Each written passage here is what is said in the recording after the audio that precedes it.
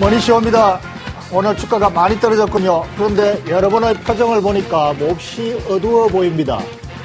이 좋은 주식이 주가가 떨어져서 바겐세일을 하고 있는데 왜 밝은 표정이 아니고 어두운 표정이시죠? 비쌀 때 너무 많이 사놨다고요. 그래서 주식시장은 욕심이 너무 많기 때문에 비싸서 천정부지로 오를 때 주식을 모두 사려고 뛰어들기 때문에 욕심 많은 돼지는 잡아먹힌다라는 격언이 있죠. 주식시장은 황소도 돈을 벌고 곰도 돈을 벌니다. 그러나 욕심 많은 돼지는 잡아먹힙니다. 주식이 너무 비쌀 때 사서 많이 물려있다고요. 그렇지만 걱정하지 마십시오. 시장은 언제나 투자 기회가 있고 곰도 돈을 벌기 때문입니다. 이 코너를 열심히 보시면은 투자 수익을 언제나 올릴 수가 있습니다.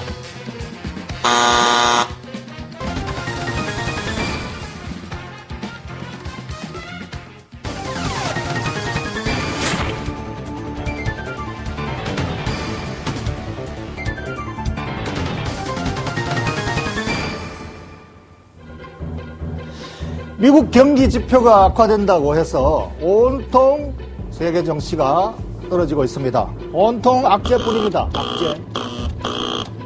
모든 지표들이 악재 반복하는데 이 악재가 새로운 것이 아무것도 없습니다. 똑같은 경기 둔화에 대한 재료를 여러 가지 다양한 지표로 발표하기 때문이죠.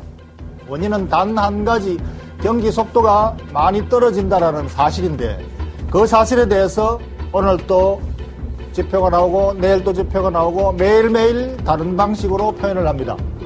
그래서 시장은 악재투성이다라고 하는데 알고 보면은 악재는 단 한 가지뿐이고 똑같은 악재가 어제도 나오고 오늘 또 나왔다는 것이죠.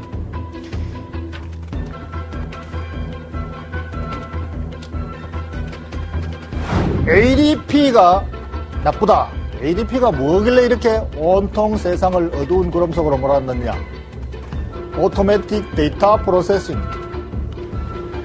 데이터를 민간에서 발표해서 민간 서비스 회사입니다. 이 ADP에서 고용지표가 민간 섹터 고용지표를 항상 자체 조사해서 발표를 하는데 이것이 기대 수준에 미흡하다.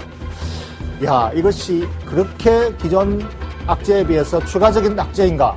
아닙니다. 기존 악재를 갖다가 민간 고용회사에서, 민간 고용지표 발표하는 회사에서 미리 약식으로 데이터를 수집해서 미리 발표했다. 미리 발표했다고 해서 몰랐던 지표가 새로 나온 것이 아니고 이미 지난달, 지난주에도 나왔던 지표들입니다. 그래서 아마 이번 주말이면은 5월달에 대한 고용지표가 월별 지표가 나오는데 이 지표에 대해서 미리 선행해서 나왔기 때문에 주말에 나올 지표도 당연히 나쁘다. 그래서 아마 주가가 떨어질 것이니까 미리 팔아치우자 해서 미리미리 팔아치운 것입니다. 그래서 이것은 새로운 지표도 아니고 같은 지표를 가지고 다른 회사에서 다른 데이터로 가지고 발표하는 것이다. 그리스 재정위기도 또다시 반복된다. 무디스사가 그리스 재정 등급을 또 낮추었다고 하는데 야, 이것이 뭐 새로운 뉴스냐? 천만의 말씀입니다. 얼마 전에 S&P가 이미 등급을 낮추었죠. S&P에서 낮춘 것을 무디스가 다르게 할 수 있느냐? 당연히 똑같은 데이터가 나오는 것이죠. 무디에서 낮춘 등급은 잇따라서 S&P에서 등급이 낮췄으면 머지않아 무디스가 등급이 낮춰진다.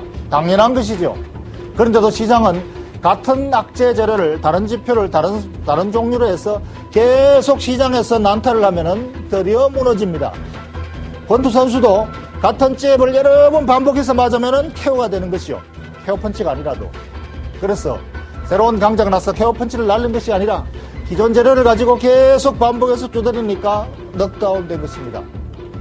그래서 시장은 지금 반복되는 악재 때문에 반복했기 때문에 투자 불안 심리가 많이 악화되어 있다는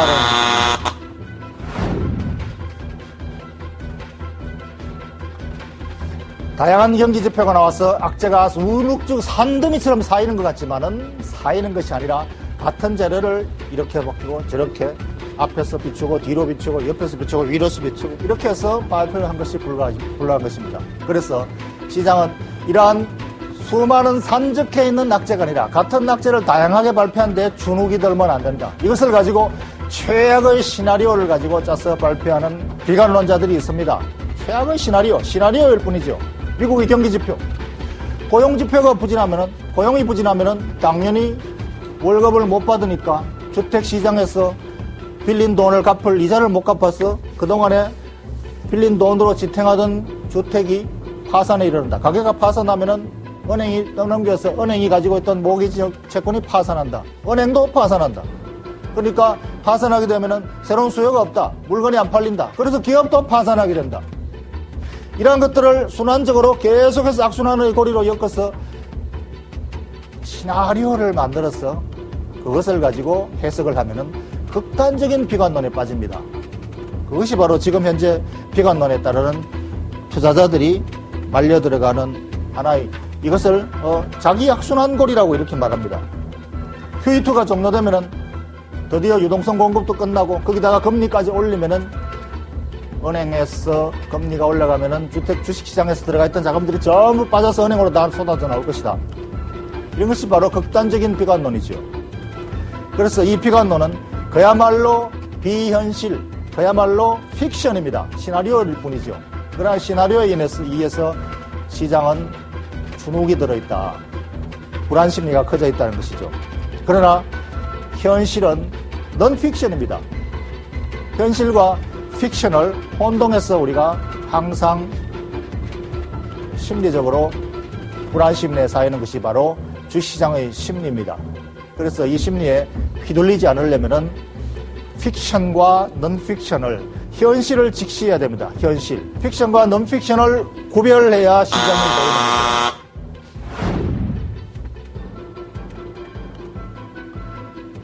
우리가 비관론 시나리오를 가지고 끝없이 이렇게 연결해서 해석하면은 결국은 대붕괴가 대재앙이 초래하게 되고 대재앙은 곧 지구의 종말이 올 것처럼 이해가 됩니다.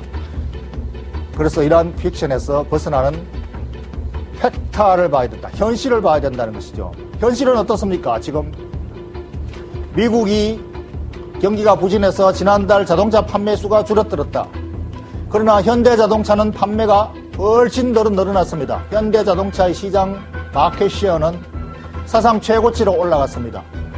자동차는 매우 많이 팔리고 있고 경기가 부진하다는 미국에도 팔리고 있고 중국 시장에서도 끝없이 팔리고 있습니다. 이 끝없이 팔리는 것은 바로 자동차 회사와 자동차 주식의 강세 요인이 되고도 남습니다. 그리고 조선은 어떻습니까? 조선. 한국의 조선은 지금 그야말로 제2의 부흥기에 들어와 있습니다. 수주가 끝없이 늘어나고 있고 이 수주는 에너지 개발을 위한 시추선이라든가 에너지 자원 개발 프로젝트까지 연결해서 계속 수주가 늘어나고 있습니다.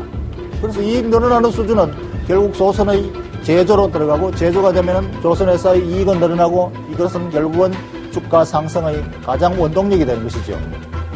지금 현실은 자동차도 많이 팔리고 있고 그리고 조선의 수주도 계속 늘어나고 있습니다. 수주 잔고가 쌓이고 있죠.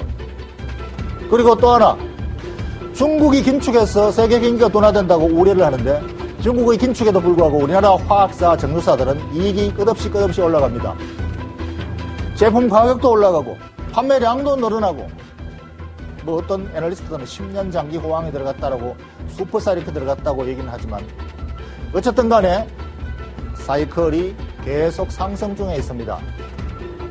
그래서 이러한 화학 제품이 바로 세계 경기 업황을 말해주는 현실이다라는 것이죠. 기업의 현실은 지금 매우 좋다. 경기 지표만 나쁘다는 것입니다. 원자재 인플레이션을 걱정하는데 원자재 인플레이션 지금 상품 시장에서 투기 자본이 급속히 빠져나가는 바람에 주가가 많이 떨어졌습니다. 상품 시장의 가격이 농산물 가격 고점 대비 많이 떨어졌죠. 20% 가까이 떨어졌습니다. 그리고 국제 유가도 $100 돌파된 것이 다시 $100 아래로 주저앉아 있습니다. 원 가격 이러한 원자재 가격들이 상품 시장에서 버블이 해소되어서 실질 수요로 안정적으로 가고 있다면은 그동안에 걱정하던 인플레이션에 대한 우려는 크게 둔화되고 있습니다. 물건은 잘 팔리고 있는데 인플레이션, 원자재 가격이 떨어지면은 기업의 마진은 더 커지는 것이죠. 그래서 시장은 지금 현실적으로 기업 섹터별로 보면 업황은 매우 좋고 걱정할 요인이 별로 없습니다. 그래서 지금 현재 상품 시장 가격 조정이 된다면은 인플레이션 파이팅을 할 필요도 별로 없어서 보입니다. 금리를 왜 올랐습니까? 그동안에. 원자재 가격에 대한 부담을 줄이려고 수요를 억제하면 좀 줄어들지 않을까 해서 그동안에 몇 차례 걸쳐서 금리를 인상해 봤습니다만은 실질적인 효과는 없습니다. 다만 투기 수요가 줄어들면서 원자재 가격이 자동으로 조절되니까 드디어 금리 인상할 필요성이 별로 없어진 것이죠. 아마 이달에도 금리 인상 필요성이 별로 없진 않을까요? 걱정하던 원인이 줄어들고 있으니까. 그래서 지금 현재 유동성에 대한 걱정을 많이 하고 있는데 유동성에 대한 걱정을 할 필요가 별로 없어졌습니다. 미국의 QE2가 종료하면은 유동성이 축소된다. 미국 경기 지표가 나쁘니까 아마 QE3가 나올 것 같습니다. 미국이 경기 둔화가 되고 경기가 지표가 나빠지는데 QE2를 종료해버리고 그냥 팔짱 끼고 있을까요? 경기가 둔화되어서 수요가 없어지고 주택시장이 붕괴하고 은행이 파산하고 이런 걸 그냥 수수 방관하고 있을까요? 중앙은행이.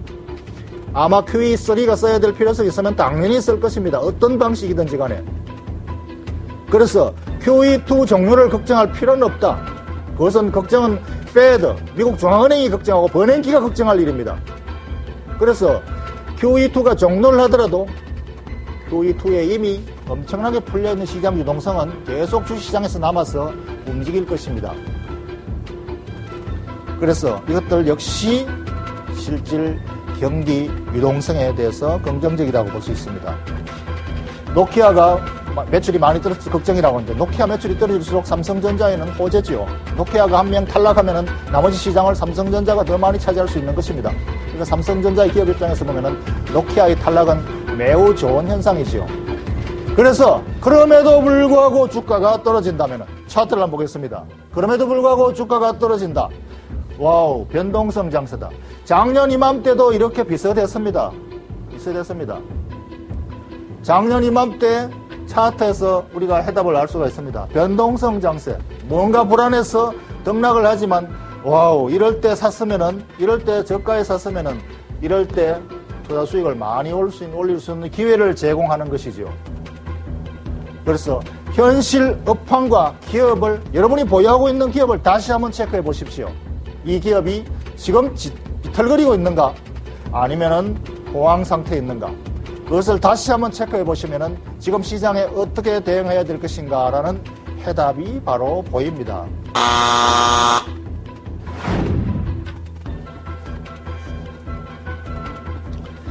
투자 포인트를 정리하겠습니다. 지금은 변동성 장세입니다. 경기 지표가 부진하다고 해서 시장이 불안하게 움직이지만 기업 실적은 견고하고 업황도 견고합니다. 변동성 장세에서 어떻게 대응을 해야 될까요? 여러분이 단기로 대응하느냐 장기로 대응하느냐. 변동성 장세는 단기적입니다. 우리가 비행기를 타고 갈 때 난기류 지역을 통과할 때 비행기는 몹시 흔들립니다. 이 비행기가 흔들리는 것이 추락할까 겁이 나서 비행기에서 뛰내리지 마십시오. 안전벨트를 매고 그냥 가만히 앉아 있으면 됩니다. 잠시 변동성 장세 기간이 지나가면은 또는 난기류 지역을 통과하고 나면은 편안해지는 시기가 조만간 오죠. 이 변동성 기간은 매우 짧습니다. 단기적입니다. 그러면은 이 단기적인 변동성 상태에서 편안하게 가급적 대응하는 방법은 평소에 여러분이 균형된 포트폴리오를 가지고 대응을 하셔야지. 지나치게 한편으로 편중된 경기 위주만 가지고 있으면 변동성이 크게 나타나기 때문에 다소 더 불안하다. 여러분이 아마 포트폴리오를 지나치게 많이 가지고 있거나 또는 경기주를 지나치게 많이 편중되어 있다면 아마 변동성이 더 커서 조금은 더 불안할 것입니다. 그렇지만 마찬가지로 변동성이 지나가면 편안한 장이 조만간 다가옵니다. 프리 어닝 시즌이 다가오고 있습니다.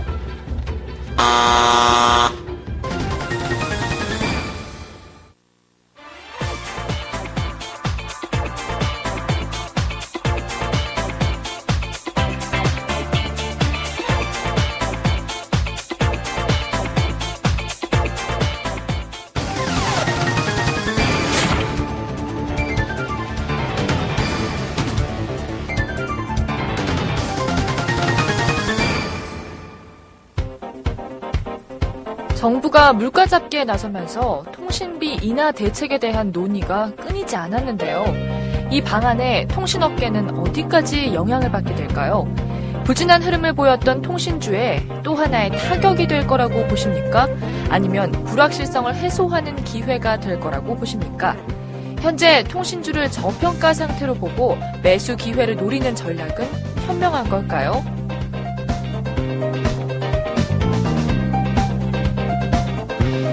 예, 통신주 같은 경우는 전형적인 경기 방어주로서 지금 같은 장세에서 상당히 강세를 기대할 수 있습니다만은 오늘 또 별로 시큰둥합니다. 지금 현재 통신주는 악재에 둘러싸여 있습니다. 가장 중요한 통신주의 약자는 바로 정책 리스크지요. 통신주는 이 정책 리스크 때문에 요금 인하 압박을 받고 있고 이 요금 인하에 대한 결정이 오늘 내일 하면서 지금 오늘까지 왔는데요. 어쨌든 간에 아마 인하 조치가 발표를 하게 되면은 불확실성 해소로 작용할 수 있을 것입니다. 그러나 지금은 불확실성에 대한 악재가 충분히 시장이 흡수하고 있는 과정이라고 보겠습니다. 그래서 악재 요인이지만 이 외에도 통신주는 시장의 3사가 과점으로 견점을 하고 있습니다만 시장 규모는 그렇게 크게 늘어나지 않고 있습니다. 시장이 늘어나려면 모바일 서비스 영역이 굉장히 커져야 되는데 이 모바일 서비스 영역이 또다시 또 하나 이 트래픽 과중으로 인해서 이 통신 시스템에 대한 추가적인 투자를 해야 되는 부담을 안고 있습니다. 그렇기 때문에 시장이 커지는 만큼 들어가는 투자 비용이 더 많이 커지기 때문에 그것이 시장에 별로 작용하지 못하고 있습니다. 그렇기 때문에 시장이 신서비스의 확대로 인해서 커지고 있지만은 이 커지는 시장에 투자 비용으로 충당하게 허겁지겁 따라가고 있는 상황이라서 아마 통신비 인하 압력만 없다면은 그나마도 어느 정도 소화를 할 수 있을 텐데 제품 가격에 대한 인하 압박에다가 원가는 늘어나는 부담 이런 것이 제조업과 마찬가지로 양협공을 당하고 있다 이렇게 봐야 되겠습니다. 그러다 보니까 지금은 주가가 충분히 시장에서 흡수를 하고 있는 상황이기 때문에 아마 단기적으로는 지금 저점 박스권을 형성하고 있습니다. 저점 박스권 하단에 와 있었으니까 단기적으로 트레이딩 영역에 진입했다 이렇게 볼 수가 있겠습니다. 어쨌든 통신비 인하에 대한 발표 시점이 임박했기 때문에 시장은 악재는 거의 대부분 흡수한 것으로 판단해 보겠습니다.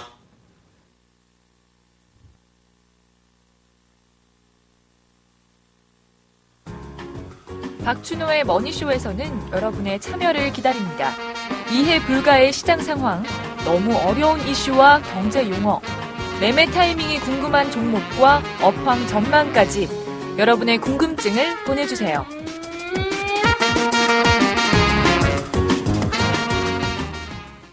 이 종목 투자자한테 참 좋은데 진짜 좋은 종목인데 어떻게 표현할 방법이 없네.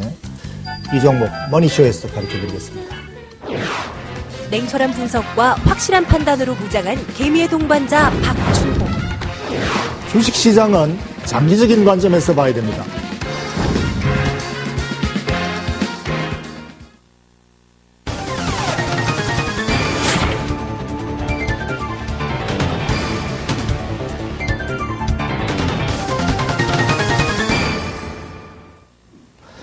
예, 오늘 라이징 스탁은 키움증권의 김도겸 팀장과 함께하겠습니다. 어서 오십시오. 네, 안녕하십니까? 예. 예, 오늘 추천 종목은 LG인데 LG는 뭐 여러분들이 너무너무나 잘 알고 있는 회사입니다. 거기 들어가기 전에 지난주에 추천했던 종목 두산 인프라코어죠. 네네. 여기 대해서 이 종목은 정말 좋은 종목인데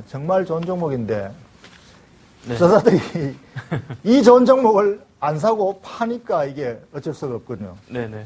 그래서 이 종목에 대해서 지금 중간 점검을 한번 하고 다음 종목으로 넘어가시죠. 네네. 그렇습니다. 일단은 5월 31일 날 장중에 이제 크게 밑거리를 다는 모습들을 좀 보여줬었는데 그러한 부분들이 전일 반등을 좀 줬습니다. 근데 오늘 시장 자체가 좀 상당히 좀 변동성 장세로 진행이 되면서 추가적으로 좀 밀리는 이런 형태를 좀 보이고 있습니다. 이런 부분들 때문에 상당히 좀 접근이 좀 까다롭다 이렇게 말씀 좀 드릴 수 있겠는데 단 한 가지 말씀드릴 수 있는 부분들은 뭐냐면 반등에 대한 기회를 찾을 수 있는 부분들은 뭐냐면요. 지난 5월 동안에 외국인들이 공매도로 해서 한 750만 주 가까이 그 두산 인프라코어에 대한 공매도를 진행을 좀 시켰습니다. 즉 시가총액의 한 4.4% 정도 진행을 시켰는데 이러한 부분들이 쇼 커버링 으로 해서 그러니까 매도를 좀 줄이는 그러니까 환매수를 통해 가지고 좀 들어올 가능성이 있다. 전일 사실은 그 외국인들의 매수가 좀 유입이 되면서 장중에 유입이 되면서 쇼 커버링에 대한 기대에 대한 가능성 상당히 좀 높였었는데 아직까지 경기에 대한 뭐 불투명성 이런 좀 우려들이 또 시장이 좀 반영이 되면서 뭐 두산 인프라코 당연히 경기에서 가장 민감한 종목이기 때문에 뭐 약간 좀 밀리고 있는 이런 모습을 좀 보이고 있습니다만 일단은 중장기 저가 매수가 계속해서 좀 유효하다라고 말씀을 좀 드릴 수 있겠습니다. 단기적인 추세대가 일시적으로 이탈이 되고 있습니다만 계속 추세대를 이렇게 테스트하려고 하는 내용들이 나오게 되거든요. 그렇기 때문에 현재 구간에서는 일단 좀 길게 보시고서 오히려 추가적으로 23,000원대 뭐 전후로 해가지고 추가적인 매수를 조금 더 진행을 시켜가지고 좀 길게 보실 수 있는 뭐 그런 종목이다. 이렇게 말씀 좀 드리겠습니다. 예, 이 공매도를 많이 쳐놨다는 것은 단기적으로 주가 조정을 예상하고 배팅을 그러니까 초단타 매매를 하는 외국인 투자가들이 단기 수익을 노리기 위해서 많이 접근한 것인데 이것이 이제 박스권 저점에 왔다면은 숏 커버링이 나온다면은 이걸 저가에 사서 다시 갚아야 되니까 네네. 굉장히 강한 반등이 나올 수도 있는 시점인데 네네 그렇습니다. 예, 그래서 저는 그럼에도 불구하고 이렇게 파는 투자자들을 보면 좀 안타까운데 어쨌든 조금만 길게 보면은 굉장히 좋은 종목인데 다시 한번 정리해 주셨습니다. 오늘 저 종목은 LG. 이 LG는 지주회사죠. 네네. 그러니까 이 LG의 기업 가치는 자회사의 기업 가치에서 결정된다. 그렇다면은 LG는 자회사의 기업 가치를 가지고 판단을 하면은 보인다 이렇게 보겠는데 LG는 이 자회사 중에서 그야말로 지금 잘 가는 종목 LG화학이 있고 가장 또 IT 중에서 가장 뒤처져 있는 LG전자가 있습니다. 네. 두 개를 지금 같이 가지고 있어서 LG에 대한 판단을 하기가 매우 좀 애매하고 어려운 부분이 아닌가 싶습니다. 그걸 가지고 오늘 포인트를 잘 잡아주시기 바라겠습니다. 먼저 지금 추천 사유에 대해서 업황 현황하고 전망에 대해서 간단히 좀 짚어주시죠. 네, 앞서 이제 말씀해 주셨습니다만 아주 정확하게 말씀을 좀 해주셨죠. 아주 좋은 LG화학하고 아주 안 좋은 LG전자하고 두 개가 이제 뭐 주요 포트폴리오로 이제 구성이 좀 되어 있는데, 물론 이제 비상장 자회사들 상당히 좀 좋은 실적들을 보이고 있습니다. 근데 LG전자가 바닥이라고 하는 것이 주가를 계속해서 좀 누르는 뭐 그런 요인이 좀 되고 있습니다만, LG전자는 지금 뭐 바닥권에 좀 가깝다라고 좀 볼 수가 있겠습니다. 이제 하반기로 갈수록 지금 미국 경기가 둔화된다는 우려는 있습니다만 점진적으로 완화가 된다라고 하면은 IT 수요에 대한 기대들 이런 것들을 하반기로 갈수록 좀 계절적인 성수기도 있고요. 가져갈 수 있거든요. 그렇기 때문에 LG전자 현재 주가 10만 원대를 하회하는 현재 주가가 상당히 좀 바닥권이다. 이렇게 좀 볼 수 있겠고, 그렇다라고 하면 앞으로 턴어라운드를 보일 수 있다. 이렇게 말씀 좀 드릴 수 있는데, LG화학 같은 경우는 모든 부분들이 지금 상당히 좀 견조하게 진행이 되면서 시장의 주도주로서 계속해서 자리매김을 좀 해나가고 있거든요. 그렇기 때문에 그러한 부분들, 그리고 이제 실적적으로 말씀 좀 드리면은 과거에는 LG전자하고 LG화학이 갖고 있는 그런 순자산 가치, 즉 LG의 주가에 영향 미치는 부분들이 5대5였다라고 하면은 지금 현재로서는 거의 7대3 내지는 8대2까지 LG전자의 영향력이 많이 축소된 부분들이 있습니다. 그렇기 때문에 LG전자의 영향력이 다시금 좀 반등을 좀 주는 구간에서는 오히려 더 탄력적인 반등이 좀 가능하지 않겠느냐. 그리고 추가적으로 비상장 자회사들이 있는데 비상장 자회사들의 실적이 상당히 좀 뛰어난 모습들을 좀 보이고 있습니다. 그렇기 때문에 그러한 부분들도 앞으로 부각이 좀 될 수 있어서 결론적으로 이제 저평가 메리트, 이제 국내 지주회사들이 아직까지도 자회사에 비해서 자산 가치 자체가 상당히 좀 45% 내지는 50%까지도 저평가되는 이런 부분들이 있는데 점진적으로 완화가 되지 않겠느냐 이렇게 좀 말씀 좀 드리겠습니다. 예, LG전자와 LG화학 간의 가장 핵심 두 회사를 비교한다면은 LG화학이 거의 80%가 지금 차지하고 시가총액으로 총액으로 봤을 때 LG전자가 20%로 그냥 아주 가치가 줄어들었다. 그럼 현재 이 전체 합해진 가치가 LG의 가치로 이제 이렇게 나타난다면, 그러면은 과거에는 LG전자를 가지고 등락을 하면은 그걸로 LG의 가치가 이렇게 왔다 갔다 할 수 있었는데, 지금은 거의 소수 지분으로 전락했으니까 LG화학의 가치로만 판단해서도 충분하지 않겠느냐. 그렇다면은 LG에 대한 중요성은 별로 크게 안 다뤄도 될 것 같습니다. 그러니까 지금 현재 LG와 LG화학 이 두 중에서 LG는 그냥 없다 치고 비중이 아주 줄어들었으니까 설사 있더라도 이제 올라갈 일만 남았지 더 이상 나빠질 건 없다는 것이죠. 네. 그 다음에 중요한 것이 비상장 회사들 중에서 좋은 회사들이 많다. 지금 이게 아마 추가적인 기업 가치 요인 같습니다. 네. 그 부분에 대해서 좀 더 좀 정리를 해 주시죠. 여러분들 LG의 주요 핵심 자회사 중에서 여러분들 LG 실트론이라고 있습니다. 저희 구미 쪽에 있는 회사로 알고 있는데 이 회사가 지금 웨이퍼를 만들고 있거든요. 웨이퍼에 대한 내용들 얼마 전에 일본 대지진에서 우리가 확인을 했습니다만 그런 부분들이 오히려 반사적인 수혜를 잇고 있는 부분들이 있다. 이렇게 말씀 좀 드릴 수 있겠습니다. 그렇기 때문에 LG 실트론 지금 현재로서 계속해서 가동률을 풀가동을 계속 좀 돌리고 있습니다. 그럼에도 불구하고 계속해서 그 수요를 다 못 대고 있다. 이런 얘기 좀 드릴 정도로 실적적인 부분들이 상당히 좀 강하다. 이런 말씀 좀 드릴 수 있겠고 추가적으로 LG 실트론을 시작으로 해가지고 핵심 자회사들이 하반기를 통해 가지고 지금 그 시장이 상장하려고 하는 움직임들이 나타날 수 있거든요. 그러니까 비상장 자회사가 상장한다는 얘기는 일단은 현금적인 내용들이 LG 쪽으로 또 좋아질 수 있다. 이런 지금 의미로도 받아들여질 수 있기 때문에 그런 부분들이 부각이 된다라고 하면은 LG도 추가적인 그 상승의 모멘텀을 한 가지 더 가져갈 수 있다. 이렇게 말씀 좀 드릴 수 있겠습니다. 예. 그렇다면은 지금 LG 실트론에 대한 그 상장 모멘텀 또 회사의 내용에 대한 가치 이런 부분은 플러스 알파 요인이라고 볼 수가 있겠고 네. 기존에 있는 상장사만 가지고 평가하더라도 LG 전자에 대한 악재는 시장에서 이미 또 LG 주식의 주가에 대해서 인민이 거의 다 반영했다고 볼 수 있겠고 악재로 다 작용을 했었죠. 네네. 그렇다면은 LG 화학의 주가가 이제 앞으로 어떻게 가느냐에 따라서 이 회사의 가치가 얼마나 커지느냐 이걸로 큰 흐름은 이걸로 봐도 되겠습니다. 지금 현재 LG 화학이 NS 리포트상으로는 현재 주가가 거의 50만 원대 근처에 있지만 앞으로 80만 원, 100만 원까지도 갈 수 있다라는 리포트가 거의 컨센서스를 이루어지고 있는데 이러한 LG 화학의 가치에 대한 방향성을 가지고 LG를 접근해도 괜찮고 그리고 또 실질적으로 방향성뿐 아니라 현재 자회사와 LG 회사의 그 가치가 현재 있는 가치가 다 반영되어 있느냐 이 갭도 아직 상당히 크죠. 네, 그렇습니다. 일단은 국내 지주회사들이 다 같이 갖고 있는 그런 내용들인데, 이제 원래 그 지주회사가 자회사에 비해서 이제 할인을 받을 수밖에 없는 이유는 뭐냐면은 자회사 쪽으로 더 매매들을 더 집중 좀 하시려고 하고요. 추가적으로 현금에 대한, 현금 창출에 대한 내용들이 자회사가 더 강하기 때문에 그런 부분에서 어느 정도 일정 부분 좀 할인을 받는 부분들이 있습니다. 근데 우리가 과거 시장이 좋은 구간에서 주도주 얘기가 나올 때 조선주뿐만 아니라 지주회사들이 한번 크게 움직였던 적이 있습니다. 오히려 자회사 가치보다 더 프리미엄을 받던 그런 구간들이 있었거든요. 그래서 점진적으로 좀 해소가 가능하다라고 볼 수 있는데 우리가 순자산 가치라고 해요. 자회사의 가치를 다 더해가지고 그게 지주회사의 가치하고 어떻게 좀 차이가 나느냐 이런 부분들을 우리가 보게 되는데 그런 차이가 지금 역사적인 그 괴리도의 하단 부분에 지금 국내 지주회사들이 거의 다 가 있습니다. LG, SK, 두산 다 가 있는데 이 내용들은 점진적으로는 좀 길게 봤을 때는 충분히 그 괴리를 좀 줄일 수 있다. 이런 측면에서 좀 길게 중장기적인 접근도 가능하다라는 말씀을 드릴 수 있겠습니다.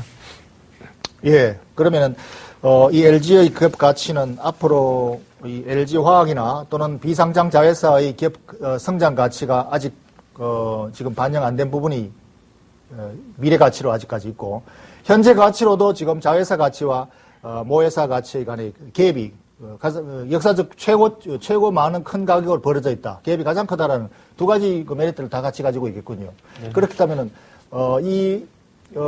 이러한 가치로 근거로 평가한 이 회사의 적정 가치, 현재 가치하고 얼마나 이 갭을 가지고 있는 것으로 판단하십니까?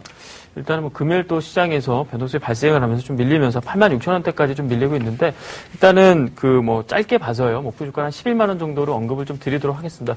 시장에서 얘기하는 컨센서스라고 하죠. 보통 13만 원대 이상으로 형성이 좀 돼 있습니다만 그러한 부분들을 일단은 이전 고점 부분까지 좀 단기적인 접근, 그러니까 아주 단기는 아니고 중기적인 관점에서 좀 접근이 좀 필요하지 않겠느냐. 우리가 이제 EPS로 따졌을 때 PR로 따진다라고 하면 대략 한 10이 좀 넘는 그런 게 그 정도가 이제 목표 주가 좀 될 수 있는데 과거의 그런 내용을 봤을 때 충분히 그 정도까지는 진행이 될 수 있다라고 판단하고 있기 때문에 목표 주가를 11만 원을 제시를 좀 해드리도록 하겠습니다. 예, 목표가 11만 원은 원래 실적 예상치를 얼마로 잡은 거죠? 그리고 실적 예상치를 우리 EPS가 만 원이 좀 넘는 수준으로 좀 형성이 좀 돼 있습니다만 이러한 부분들을 시장에서 보통 지주회사가 우리 좀 잘 나갈 때는 프리미엄을 받을 때는 20 정도까지 가까이 가는 그런 경우들도 과거에 있었습니다만 그러한 부분들을 좀 할인해서 좀 본다라고 했을 때 10일 정도 시장 평균적인 수익률, 시장이 추가적으로 상승했을 때 받을 수 있는 시장 평균적인 수익 PER하고 좀 같은 선상에서 본다라고 하면은 한 10일 정도 11만 원 정도 가능하겠다 이렇게 말씀을 드리겠습니다. 예, 알겠습니다. 리스크 요인을 한번 체크해 보겠습니다. 물론 지주회사 LG는 워낙 탄탄한 회사로서 거의 뭐 재무 리스크나 이런 것들은 거의 없다고 봐도 될 것인데, 최근에 지금 노키아가 애플에 밀려가지고 거의 뭐 사경을 해먹겠다라고 할 정도로 악재가 나오고 있습니다. 네. 원래 전망치도 도대체가 예상할 수 없을 정도로 어둡다. 지금 노키아의 CEO가 그야말로 비관적인 전망을 했는데, 이 LG전자도 이 스마트폰 시장에서 뭐 거의 비슷한 상황이지 않는가, 그러니까 어려운 상황이라는 것이 경쟁력 상태면에서 애플을 제외하고는 대부분 그 스마트폰 경쟁력이 애플과 비교가 안 될 정도로 지금 불안한 상황이 있는데, 만약에 이 LG전자의 스마트폰 분야가 노키아와 비슷한 상황에 만약에 늪에 빠진다면은 이 기업 가치에 대한 불투명한 요인이 작용하지 않을까. 이 부분은 어느 정도로 예상을 하십니까? 네, 일단은 여러분들 그 LG전자의 주가가요. 지금 현재 주가가 우리가 뭐 여러 가지 내용들 고려해 봤을 때 휴대폰 부분은 아예 제로로 놓고서 본 주가거든요. 우리가 이제 대만의 HTC라고 하는 스마트폰 제조회사가 있습니다만 그 회사의 시가총액이 지금 LG전자를 뛰어넘는 이런 모습들을 보이고 있는데, 그러한 부분들은 오히려 이제 LG전자 같은 경우에는 뭐 백색 가전 쪽도 있고요. 추가적으로 디스플레이 쪽도 있고 모든 부분들을 다 영위하고 있음에도 불구하고 뭐 스마트폰 하나 때문에 지금 아예 가치 자체가 지금 없는 상황에서 지금 주가가 형성이 좀 돼 있는 거거든요. 그렇기 때문에 그런 부분의 경쟁력이 이미 지금 배제된 상황이다라고 본다라고 하면은 LG전자는 이제는 뭐 추가적인 뭐 하락보다는 반등의 타이밍을 좀 기대를 하는 뭐 그런 구간이 아니겠느냐 이렇게 좀 보고 있습니다. 예, 알겠습니다. 그렇다면 최종 정리를 해주시죠. 네, 일단은 뭐 경기 회복에 키를 쥐고 있는 뭐 화학과 IT 이런 부분들이 있습니다만, 이런 부분들을 동시에 매수할 수 있는 종목은 국내에도 그렇게 많지는 않습니다. 그런 부분들이 지주회사로서의 뭐 강점을 갖고 있는 LG의 매수의 이유가 아닌가 이렇게 말씀 좀 드리면서 뭐 IT, 화학 둘 다 한번 매수를 해보자 이렇게 말씀 좀 드리겠습니다. 예, 알겠습니다. 오늘 수고하셨습니다. 예.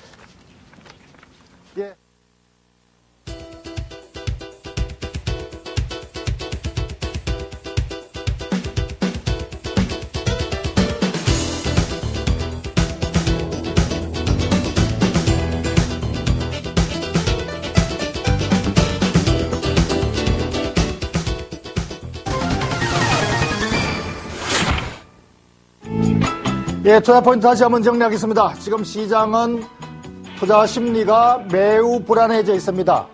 미국의 경기 지표 또는 세계 경기 둔화에 대한 우려감이 뉴스가 끝없이 반복해서 나오는 바람에 새로운 악재 요인이 없음에도 불구하고 반복되는 악재 재료에 의해서 시장이 위축되어 있습니다. 변동성 장세입니다. 이 변동성 장세에서 어떻게 대응해야 될까요? 변동성 장세에 패닉으로 대응하면 절대로 안 됩니다. 변동성 장세는 마치 비행기가 난기류 지역을 통과하고 있는 과정이나 마찬가지입니다. 비행기의 난기류 지역은 비행기가 몹시 흔들리지만 매우 짧은 구간입니다. 이 짧은 구간의 변동성 구간을 지나고 나면은 매우 편안한 랠리의 장이 다가옵니다. 그렇기 때문에 지금 이 변동성 장세는 많이 흔들리는 것은 여러분이 포지션을 지나치게 많이 비쌀 때 구축해놨기 때문이죠. 그렇더라도 많이 흔들리긴 하지만 그래도 변동성 장세는 지나가게 마련입니다. 여러분, 변동성 장세에 안전벨트를 매고 그냥 가만히 앉아서 있으면은 다음 프리어닝 시즌이 조만간 도래하게 됩니다. 약세장에서도 투자 기회가 있습니다.